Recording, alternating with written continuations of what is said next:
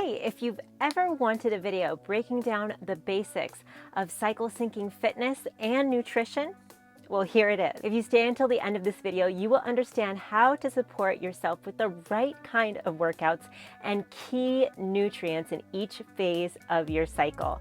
And also at the end of this video, I have a freebie for you that breaks down all this information. So make sure to stay to the end to know exactly how to get access to that. My name is Omega. I'm an exercise scientist and menstrual cycle educator, and this is one of my clients who, through practicing the basics of nutrition and exercise principles, saw her body change in 2 months, saw how her body moved differently in 2 months, saw a reduction in her GI distress, and so much more. And if you're ready to do the same, give this video a like, and here we go. Let's dive into the meat. In the first portion of this video, we'll be talking about exercise, and in the second portion, we'll be talking all about nutrition. So we'll start with the bleed phase, since that is the first phase of your cycle. And if you're not yet familiar with the phases of the cycle, check out this video on the basics of understanding your cycle. So in the bleed phase, our hormones are our lowest, which means for exercise, we have a lower muscle recovery rate. Even if you find that you're the type of person that has a lot of energy during their period or before their period, our hormones are still at their lowest. So even if you do push yourself, you aren't getting the right hormones to help your body recover from exercise. Best type of exercise to do in this phase of your cycle are things that open up the hips, things that relax the low back, and relax the womb. Twists and binds during this phase of our cycle tend to be very beneficial. Low intensity walks around your neighborhood are also great. These are all ways for our body to promote blood flow during this phase of our cycle. And if you want some guidance on that, check out this bleed phase cramp relief video. And next we have our follicular phase. And in our follicular phase, estrogen and testosterone start to rise, which gives us more energy. And in the early follicular phase, you might still be feeling a little bit low energy. And as your follicular phase progresses, this is a great time to take advantage of the healing aspects of estrogen, meaning estrogen helps heal muscle tissue so it can grow, and testosterone, which gives you energy for your workout. So in this phase of the cycle, I love doing endurance-like activities. So sometimes I take myself on a walk run because I am not a runner, okay? I'm not a runner, and it's okay if you're not a runner too. Whatever endurance activities are right for you are right for you. So this might be strength training. This might be a longer yoga session that is a little bit more intense. Remember, just take advantage of those rising hormones that give you more energy and do the exercises and the movements that you feel called to do. I have this follicular phase ab routine and this follicular phase kettlebell routine that are great for this phase of the cycle because you work on building strength in these routines.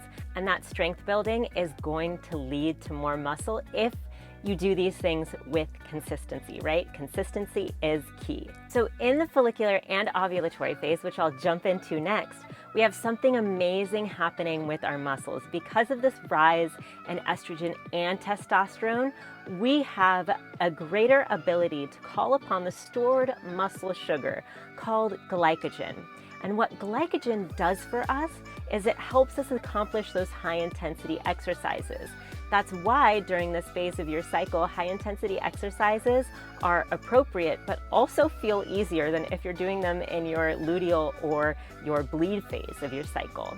So in your ovulatory phase, you are having the highest amount of estrogen and testosterone that you will have throughout your cycle.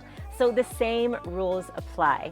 High intensity training is great. Also practicing skills or any assessment that you do. In my fitness flow method, I always have my clients do an assessment in their ovulatory phase because they're at their peak physical condition at this time. So if your skill is handstands, or if your skill is running, or if your skill is any type of sport, now is the time to really practice those things and really hone in on that because your brain and your body are totally built to smash your goals right now. And remember, your body is calling upon that stored muscle sugar during this time too, which makes everything that is a little bit high intensity just a little bit easier.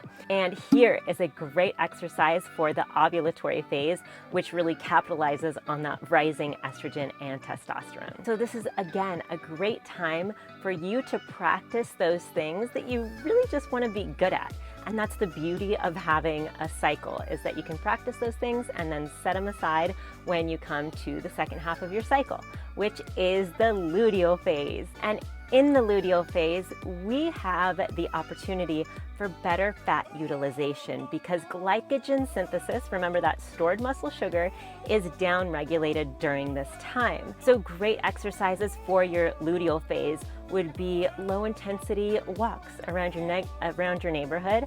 Again, those long, lavish yoga sessions, any Pilates, or even body weight workouts. And this is a great body weight routine that is yoga inspired. And go ahead and check out this one if you are in your luteal phase. Of course, you can save all of those workouts to your favorites when this video is done as well. Something to note here is that as progesterone rises in your luteal phase, so does cortisol too. So doing exercises, especially high intensity exercises or endurance exercises, is going to be not beneficial because your recovery rate is actually a lot lower during this time, especially in the late luteal phase. So even if you're in the camp of feeling like you should exercise more in this phase, for the love of God, don't do any high intensity training because that is actually going to cause you to backslide during this phase of your cycle. Remember, low intensity exercises are really best for this phase. Before we dive into the nutrition, go ahead, give this video a like if you are genuinely liking it, and we'll move on to nutrition. So in this part of the video, I am going to talk about the nutrients that we need and examples of some food that go along with that nutrition. So in your bleed phase, what I like to tell people is this is the phase to build your blood. So build up your blood reserves in terms of iron, in terms of B vitamins. All of those things we are actually losing through our blood. So replenishing that is extremely helpful. So we want to support our body by eating foods that are high in iron, omega-3s, zinc, complex carbs, B12, and vitamin C. And this includes foods like flaxseed, pumpkin seed, ginger root, oats, almonds, sweet potatoes, brown rice, red meat, bone broth, spinach, and cruciferous vegetables. And don't worry about writing this down. Again, I have a freebie for you at the end of this video. Make sure you stick around and you'll have access to all of this. In the follicular phase, I like telling people to feed their follicles. And we feed our follicles with high-fat foods, as well as phytoestrogens to help the hormone synthesis process. So the list is phytoestrogens, fiber, antioxidants, cruciferous veggies, fermented food, and protein. So this includes foods like garbanzo beans, sprouts, lettuce, carrots, quinoa, nettle tea, super great for the liver, berries, broccoli, cauliflower, sauerkraut, salmon, really high in omega-3s, eggs, and bone-in poultry. I like choosing bone-in products just because there is more nutrients when the meat is on the bone. Now we come to our ovulatory phase. And in our ovulatory phase, we should be supporting ourselves with high nutrient food, but because we have less caloric expenditure during this time, we won't need many calories. So that's why I say high nutrient food, because you won't be as hungry. And another way we want to support our body at this phase of our cycle is estrogen metabolism. We want to be able to metabolize estrogen in our luteal phase, so we start that process in the ovulatory phase. So foods that include that are fiber, zinc, magnesium, B vitamins, and lean protein. So this includes foods like pumpkin seeds, flax seeds, oysters, kelp, buckwheat, molasses, tropical fruits, because those are cooling foods. This is the hottest phase of our cycle. Raw kale and raw broccoli, figs, cod, chicken breast, and eggs. So now we come to the luteal phase where you are burning more calories. So food in this phase should be incredibly nourishing for your body. and it should also support your mood and support a nice sodium-potassium balance, especially if you deal with breast tenderness or bloating or water retention or weight gain, things like that. We should also support estrogen metabolism in this phase, so foods in this phase support the liver and the colon. So this includes foods like vitamin D, vitamin B6, magnesium, thiamine, omega-3s, and lean protein.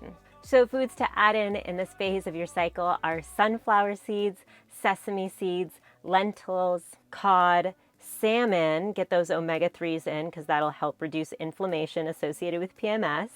Kelp, almonds, pinto beans, oats, flax seeds, bone broth, and ground meats. So now for the freebie. So I made a free cycle syncing PDF, and this includes all of the information that I talked about today, and you can print this out, hang it up on your fridge for food reminders, bring the list to the grocery store with you, and even have workout reminders with links. So again, you can print this out and keep it on your phone and get all of those helpful reminders that I just shared with you today. You can get access to the freebie by following the link in the description below. Show me that you got something out of this video by giving this video a like and leaving your biggest takeaway in the comments below. And remember, by subscribing to this channel, you are getting inspired and guided workouts, nutrition tips that are good for your cycle, and tons more menstrual cycle health and fitness education. Thank you so much for watching this video, and if you are curious on how caffeine impacts your hormones, check out this video next. See you next time.